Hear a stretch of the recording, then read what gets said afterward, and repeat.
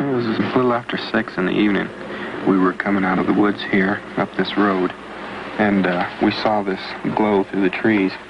And when we got in the opening here, we could see this object hovering over here, stopped the truck, and, you know, everybody, wow. What did it look like? How big was it? How bright?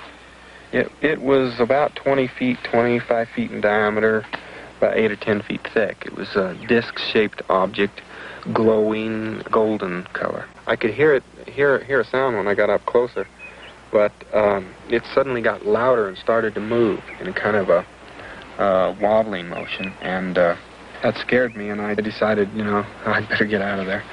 And so I raised up to go, and I just felt a numbing shock, a kind of and blacked out. My co-workers, the guys in the truck, said they saw a beam come out of this craft and hit me in the head and the chest and knocked me backward. The next thing I knew, I was regaining consciousness, apparently inside the craft, and I was in a great deal of pain. I didn't just come to right, you know, snap to. And I discovered these 3 creatures standing over me. I lashed out at them. I was backing away from them, and they came towards me. And I was really hysterical, and I screamed at them to get away from me. And they just stopped at one point there and just turned around and left the room, just all at once. I found myself on the pavement outside of the town of Heber. I was laying beside the road, and when I looked up, I saw a craft hovering above the road there, and then it just shot straight up out of sight.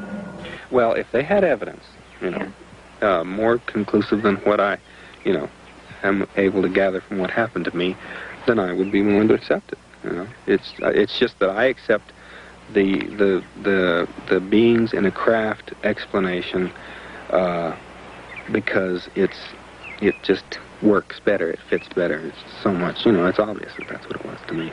He spent 5 days on a UFO, he thinks. Now, there is some small time loss in there, but for all intent and purposes, he spent 5 days on there. He did come in contact with some beings that are human-like, but they weren't humans, and he had quite an experience. He said he doesn't remember anything about a blue light in the first encounter last Wednesday. The blue light that they saw, he said, at that instant, felt like he got hit in the forehead with a baseball bat, and it knocked him out.